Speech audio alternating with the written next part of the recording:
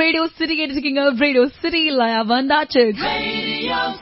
ஹீமராஜா படம் ரிலீஸ் ஆச்சு. சோ சிவகார்த்திகேயனை பார்த்து நிறைய விஷயங்கள் கேட்டிருந்தோம். ஏன்னா இந்த படத்தோட ட்ரெய்லர் பார்க்கும்போது நம்மளுக்கே தெரியும். ஒரு பக்கம் சிம்ரன் மேம், ஒரு பக்கம் சிவகார்த்திகேயன், ஒரு பக்கம் மனோபாலா சார், ஒரு பக்கம் பரோட்டா சூரியன் அப்படி தெரிக்க விட்டாங்க.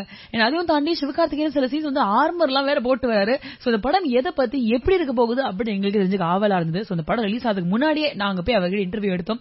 அவர்கிட்ட சில क्वेश्चंस கேட்டோம் ஹீமராஜா படத்தை பத்தி.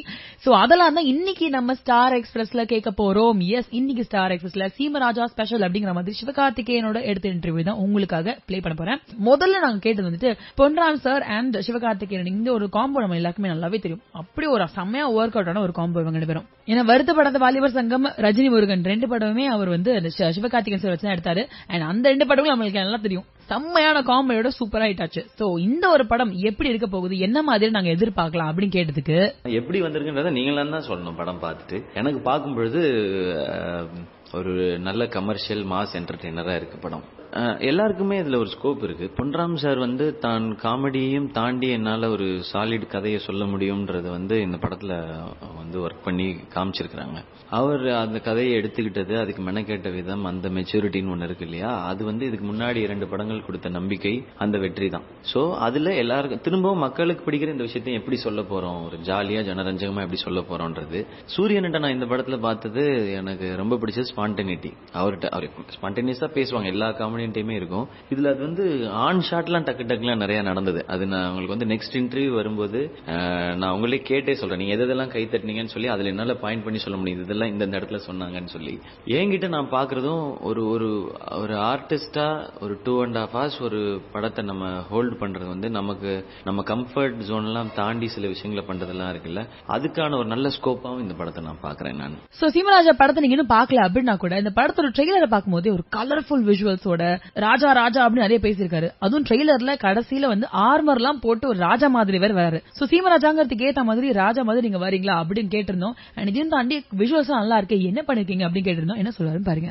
அவங்க வீட்டுல போய் மொட்டை மாடல சிங்கம்பட்டி ஊர்ல அந்த ஜமீன்ல இருக்க மாதிரி தான் இப்ப காட்டியிருக்கோம். ராஜான்றவங்க தான் அப்புறம் ஜமீனா மாறுது, ஜமீன்றவங்க தான் சொல்லிட்டு இருக்குது. அங்க போய் எடுத்தோம் மொட்டை மாடல, அந்த இடங்கள்லாம் பார்த்தேன், நல்லா இருந்தது. அது நிறைய ஒரு மாதிரி ஒரு நல்ல ஃபீல் இருந்தது. அதுக்குள்ள இப்ப நீங்க சொன்னீங்கல்ல ஒரு கலர்ஃபுல்லான ஒரு விஷயம் இருக்கணும். சோ இதை வந்து அந்த கலரா காட்டுறதா. இதுக்கு முன்னாடி நீங்க ஜமீனா நம்ம படங்கள்ல நிறைய வந்து தூக்கிட்டு வந்துற அந்த பொண்ணை அந்த மாதிரி எல்லாம் காட்டியிருப்பாங்க. அந்த மாதிரி எல்லாம் இல்லாம அதை ஒரு ஹீரோவா அவங்களும் நிறைய நல்ல விஷயங்கள் பண்ணியிருக்கிறாங்க மக்களுக்கு. அவங்க எப்படி இருக்கிறாங்க இப்போ அப்படின்னு சொல்ற படம் தான் இது. சோ அந்த ஒரு கிராண்டியர் அது இருக்கணும். ராஜா கதைனாலே இப்ப நம்ம சின்ன வயசுல ராஜா கதை கேட்கும் போதே நமக்கு ஒரு பிரம்மாண்டமான விஷுவல் தான் வரும். அந்த விஷுவலை ஒருத்தர் வந்து நிகழ்த்த முடியாத ஒருத்தர் பாகுபலியில நிகழ்த்தினது தான் நாம வந்து அவ்வளவு ஆச்சரியப்பட்டு சந்தோஷப்பட்டு அதை பார்த்தது இவ்வளவு பெரிய வெற்றி காரணம். அதுக்கு பண்ணப்பட்ட கதை. சோ கலர்ஃபுல்லான விஷுவலும் இருக்கு. ரியல் ராஜா காலத்துக்கும் போய் ஷூட் பண்ணிருக்கோம். சோ இந்த ஒரு படத்துல வந்து சிம்ரன் மேம் வந்து ஒரு வில்லி ரோல்ல பண்ணிருக்காங்க. இவ்வளவு வருஷம் கழிச்சு திருப்பி தமிழ் சினிமாக்கு வரும்போது ஒரு வில்லி ரோல்ல வந்திருக்காங்க அப்படிங்கிறது நமக்கு ஒரு ஆச்சரியமான விஷயமா இருந்தது. சோ ஏன் இந்த ஒரு படத்துக்கு நீங்க இவங்க தான் வில்லியா இருக்கணும் அப்படி சூஸ் பண்ணீங்க அப்படின்னு கேட்டிருந்தோம். என்ன சொல்றாருன்னு பாருங்க. ஆமா, அது ஒரு ஸ்டார் அது பண்ணணும்ன்றதான், ஒரு பெரிய ஸ்டார் எல்லாருக்கும் தெரிஞ்ச ஒருத்தர் பண்ணணும், இது வரைக்கும் பண்ணாதவங்க பண்ணா நல்லா இருக்கும் அப்படின்றதான். அப்படின்னும் போது அவங்க எப்படி இதுல இருக்க போறாங்கன்ற எக்ஸைட்மெண்ட் எல்லாருக்குமே இருந்தா, இதுல பார்க்கும்போது அவங்க எல்லாருமே அதை பத்தி கேட்கும்போது ரொம்ப சந்தோஷமா இருக்குது. ஏன்னா அவங்க சேலையை கட்டும்போது எல்லாரும் வேட்டில் தாண்டா சண்டையர் கட்டுவீங்க, நான் சேலையிலே கட்ட வேண்டாம்னு சொல்றாங்க இல்லையா, அதுதான் அவங்களோட கேரக்டரைசேஷன். அப்படிதான் இருப்பாங்க, கொஞ்சம் அடாவடியா தான் இருப்பாங்க, என்ன நடந்தாலும் பாத்திரலான்றது ஒரு அந்த ஐடியாலஜி தான் இந்த படம். ஒரு ஐடியா வார் மாதிரியே சொல்லலாம். அவருடைய வில்லனோட ஐடியா இல்லைன்னா, நான் இவ்வளவு வசதி இருக்கு, அப்ப நான் தானே ராஜா, இங்க எல்லாரும் நான் சொல்றதான் கேட்கறான். இங்க வந்து என்னன்னா பாரம்பரியமாவே இவங்களுக்கு தான் அந்த ராஜான்ற பட்டம் இருக்கு, அது எப்படி அவங்களுக்கு விடுவீங்க, அந்த மாதிரி இருக்கிறது தான், அப்படி ஆரம்பிக்கிறது தான் கதை. பட் அவருக்கு இருக்கிற ஒரு ஈகோ கிளாஷ் அப்படிதான் இருக்கு. அதுல சிம்ரன் மேமும் லால் சாரும் தான் அந்த நெகட்டிவ் சைடு பண்ணிருக்காங்க. இந்த ஒரு படத்துல மனோபாலா சார் நடிச்சிருக்காரு இல்லையா. யூசுவலாவே மனோபாலா சார் நடிச்சாலே வந்து அந்த படத்துக்கு ஒரு பிளேவர் ஆட் பண்ணும் அப்படின்னே சொல்லலாம். சோ மனோபாலா சார் ஒரு இன்டர்வியூல சொல்லியிருந்தாரு, சிவகார்த்திகேயன் வந்துட்டு அஜித் மாதிரி ஒரு பர்சன், ரொம்ப பயங்கரமா ஹார்ட் ஒர்க் பண்ணி அவர் இந்த இடத்துல இருக்காருன்னா நிஜமாலே அவர் போட்ட எஃபர்ட்ஸ்னால தான் அப்படிலாம் சொல்லியிருந்தாரு. சோ அதை பத்தி நாங்க கேட்டும்போது இதுதான் சொன்னாரு. என்ன சொன்னாரு பாருங்க. ஒரு படத்தை நாம பண்றதுக்கு என்னெல்லாம் வேலை பாக்குறோம், அந்த படத்துக்கு நடுவுல என்னெல்லாம் செய்யறோம், ஷூட்டிங் முடிஞ்சப்புறம் எப்படி அதை பத்தி பேசுறோம்ன்றது எல்லாமே கூட இருந்து பாக்குறதுனால தான் அது சொல்றது. அதே மாதிரி மனோபாலா சார்வே நான் அப்போல இருந்தே பார்த்துட்டு இருக்காரு. நான் அவர் சொன்னது அந்த இன்டர்வியூல சொன்னது கரெக்ட் தான். மிமிக்ரி பண்ணிட்டு இருந்தப்போ நல்லா பண்றீங்க தம்பி அப்படின்னு சொல்லியிருந்தாரு. சார் வந்து ஆபீஸ் வாங்கன்னு சொல்லியிருந்தாங்க. ஆபீஸ் கூப்பிட்டு விஷ் பண்ணி அமிச்சாங்க. அதுக்கப்புறம் சாரோட நடிக்க நடிக்கிறது வந்து எதிர்நீச்சல்ல நடந்துச்சு. அது அப்பயும் அதை பத்தி பேசணும்னா அப்ப அவர் வந்து குட்டி ரோல் பண்றவங்களாம் யோசிக்க மாட்டாங்க, ஜாலியா வந்து பண்ணிட்டு போயிருவாங்க. ஒரு போர்ஷன் தான் வருவாங்க, ஆனா கலக்கிடுவாங்க. இதுலயும் அந்த மாதிரி ஒரு ஸ்கூல் போர்ஷன்ல வந்து சார் பண்ணிருக்காங்க. அவங்க சொன்ன வார்த்தைகள் ரொம்ப ரொம்ப சந்தோஷம். அதுவும் அப்பேற்பட்ட ஒரு பெரிய ஸ்டார், ஒரு பெரிய மனிதர், நல்ல மனிதர் அஜித் சார். அவங்களோட கேரக்டரிஸ்டிக்ஸை பாக்குறது நல்ல விஷயம் தான். ஏன்னா அவங்க இந்த மாதிரி இடங்கள்ல அவங்களும் ஒரு பேக்ரவுண்டே இல்லாம வரும்பொழுது இல்ல அவ்வளவு விஷயத்த பார்த்து தான் வந்திருப்பாங்க இல்லையா. அப்போ அதை கிராஸ் பண்ணும்போது எல்லாருமே அதை கடந்து தான் போவோம். பட் அதை கடந்து போகும்பொழுது நம்மளை இழக்காம போறதுன்னு ஒண்ணு இருக்கு இல்லையா, அதை வந்து எல்லாருமே ஃபாலோ பண்ணணும்னு தான் நினைப்போம். அதை ஃபாலோ பண்ணவங்க அஜித் சார். ஸோ அந்த மாதிரி அவங்கள்ட்ட இருக்க ஏதோ சில கேரக்டரிஸ்டிக்ஸை எங்கிட்டையும் பார்த்துருக்காங்க அப்படின்னா நான் நல்ல விஷயம், நான் கரெக்டா இருக்கேன்னு அர்த்தம். அது எனக்கு பெரிய பெரிய கிரெடிட். Thank you Manobala sir. இந்த ஒரு படம் வந்து பொன்ராம் சார் இவரும் சேர்ந்து பண்ற 3வது படம். சோ கண்டிப்பா சக்சஸ் ஆகும் நினைச்சீங்களா? ஏன்னா நிறைய பிளாட் ட்விஸ்ட் இருக்கிற மாதிரி தெரியுது இந்த ஒரு ட்ரெய்லர்ல.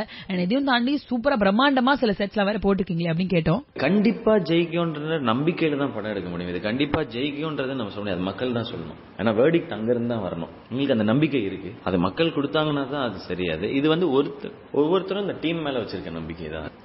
நம்ம எல்லாரும் சேர்ந்து இப்படி ஒண்ணு பண்ணிருக்கோம், இது கண்டிப்பா பிடிக்கும்ன்றதான் என்னுடைய நம்பிக்கை. இந்த படம் தாங்க ஜெயிக்க பயங்கரமா ஓடுங்க அப்படி நம்ம எப்படி சொல்ல முடியும்? அது தெரிஞ்சுட்டா அதுல சுவாரஸ்யமும் இல்ல, இந்த எக்ஸைட்மெண்ட்டும் இல்ல. நம்ம நம்பிக்கையா ஒண்ணு பண்றோம், இதெல்லாம் மக்களுக்கு பிடிக்கும்னு பண்ணும்பொழுது அது அவங்க எல்லாம் பிடிச்சிருக்குன்னு அக்செப்ட் பண்ணும்பொழுது தான் நமக்கு அந்த சந்தோஷம் வரும். இந்த ஒரு படம் சீவராஜா அப்படிங்கிற போது டைட்டிலுக்கு ஏத்த மாதிரி என்னெல்லாம் விதமான ஹோம் ஒர்க்ஸ் பண்ணிருந்தீங்க அப்படின்னு கேட்டிருந்தோம். இல்ல சரி, அது ஒவ்வொரு படம் டிமாண்ட் பண்ணும் இல்லையா. இப்போ ராஜா ஃபேமிலியில ஒருத்தன் தான் ஸ்டைலா ட்ரெஸ் பண்ணிட்டு கெத்தா இருக்கான் போது அதுக்கு தயார்படுத்துறது தான் நம்மள. அந்த ஷீல்ட போடணும்னா கொஞ்சம் வெயிட்ட நம்ம தூக்கணும்னா நம்ம கொஞ்சம் வெயிட்ட ஏத்திக்கிறது நல்லது. இதுதான் இது வந்து பேசிக் ஐடியா. இது தவிர்த்து இந்த அழகா காட்டுறது நல்லா பண்ண வைக்கிறதுலாம் அவங்களுக்கும் ஒரு பொறுப்பு இருக்கும் இல்லையா. டைரக்டர் இப்படி ஒண்ணு காட்டணும்னு யோசிப்பாங்க. இந்த படத்து வரைக்கும் அனுபார்த் சாரதி மேம் அவங்க தான் ஸ்டைலிஸ்ட், காஸ்டியூம் டிசைன், அவங்க மெனக்கெட்டு இருக்காங்க. பாலு சார் மெனக்கெட்டு இருக்காங்க. டான்ஸ் மாஸ்டர் வரும்போது நல்லா இருக்கு சாங், டான்ஸ் நம்பரா இருக்கு, சிவா முயற்சி பண்ணி நல்லா ஆடுறாப்ல, அப்ப இன்னும் கொஞ்சம் நல்லா பண்ணலாம் சாங் அப்படின்னு சொல்லி சரி ஏதாவது ஸ்டெப் வரலன்னா ஸ்பாட்ல கொஞ்சம் எக்ஸ்ட்ரா டைம் எடுத்து பிராக்டிஸ் பண்றது உண்டு. சோ தனியா போய் ஹோம் ஒர்க்னு பண்ணாலுமே அது கரெக்டா ஒர்க் ஆகாது. அது அந்த படம் டிமாண்ட் பண்ணும் சில விஷயங்களை, அதை அப்படியே பண்ணிட்டே வரதுதான். சோ இந்த ஒரு படத்துல நம்ம பார்க்கும்போது இந்த ட்ரெய்லர்லயே வச்சுக்கோங்களேன், படம் பார்க்கலன்னா கூட ட்ரெய்லர்லயே அவ்வளவு விதமான செட் ப்ராப்பர்ட்டிஸ் இருக்கு. இவர் ஓட்டுற அந்த குதிரை வண்டியா இருக்கட்டும், இல்ல இந்த மாதிரி விஷயங்கள்லாம் எப்படி கிரியேட் பண்ணீங்க, எப்படி யோசிச்சீங்க அப்படின்னு கேட்டோம். நிறைய பழைய படங்கள் எல்லாம், பெரிய பெரிய படங்கள் எல்லாம் அந்த காலத்துல பண்ணவங்க எல்லாம் தான் கொஞ்சம் பேர் தான் இருக்கிறாங்க, அவங்க தான் இதை பண்ணிட்டு இருக்காங்க. அண்ட் இது மொத்தமாவே எல்லாமே புதுசா கிரியேட் பண்றதுல எங்கேயும் நீங்க வாடகைலாம் வாங்க முடியாது. நம்ம இதெல்லாம் ஒவ்வொன்றுமே கிரியேட் பண்ணோம். நம்ம அதே கேமரா வச்சு ஷூட் பண்ணலாம், அவ்வளவுதான். சோ ஒரு குதிரை வண்டி கூட நம்ம ரெடி பண்ணிருக்கோம், குதிரைகள்லாம் கொண்டு வந்து வண்டி ஒன்று ரெடி பண்ணிருக்காங்க. அந்த வண்டியுமே சும்மா ஷூட்டிங் வண்டியா பண்ண முடியாது, ஏன்னா பிச்சுக்கிட்டு போகும் இடத்துல. 4 குதிரை சேர்ந்து ஒரு வண்டியை இழுக்குதுன்னா அது பிச்சுக்கிட்டு போகும். சோ அதுக்கு ஏத்த மாதிரியான ஒர்க் இருக்கணும் ஒவ்வொரு கண்ணிலும், அந்த குதிரையை தேர்ந்தெடுக்கிறதுல இருந்து. அண்ட் இந்த படத்துல ஒரு புது வெப்பன் ஒன்று யூஸ் பண்ணிருக்கோம், அது படம் பார்க்கும்போது உங்களுக்கு தெரியும். இப்ப கடைசியா அவர்கிட்ட சொல்லுற மாதிரி ஆன்லைன் கிரிட்டிசிசம் நிறையவே இருக்கு. ஒரு படம் வெளில வந்துச்சுன்னா 10 நிமிஷத்துக்குள்ள அந்த படத்தை பத்தி இருக்கிற எல்லா ரிவ்யூஸும் போட்டுறாங்க. சோ இந்த ஒரு கிரிட்டிசிசம் நீங்க எப்படி பாக்குறீங்க அண்ட் உங்க ஃபேன்ஸ் எப்படி பாக்குறீங்க அப்படின்னு கேட்டிருந்தோம். சூப்பர், அப்படிதான் இருக்கணும். அது நம்ம யாரையும் திட்ட வேண்டிய அவசியம் இல்லை இல்லையா.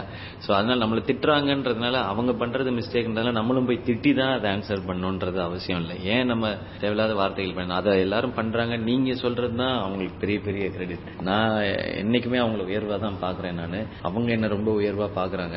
நான் எப்பவுமே நான் நல்ல நடிகனா இருக்கிறத விட நல்ல மனிதனா இருக்கிறது முக்கியம் அப்படின்னு யோசிப்பேன். ஏன்னா இவ்வளவு பேர் நம்மள ஃபாலோ பண்றாங்கன்றதுதான் பெரிய ரீசன். அவங்க இப்படி ஒண்ணு பண்றாங்கன்னா இன்னைக்கு இருக்கிற இந்த காலகட்டத்தில் இந்த சோசியல் மீடியா யுகத்துல இதனுடைய ஃபாஸ்ட் ப்ராக்ரஸ்ல இந்த attitude super. Love you all.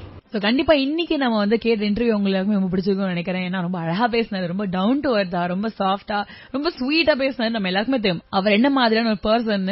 So thank you so much Sivakarthikeyan sir once again இந்த ஒரு பியூட்டிஃபுல்லான இன்டர்வியூக்கு. ரேடியோ சிட்டி தமிழ், எங்கேயும் எப்பொழுதும்.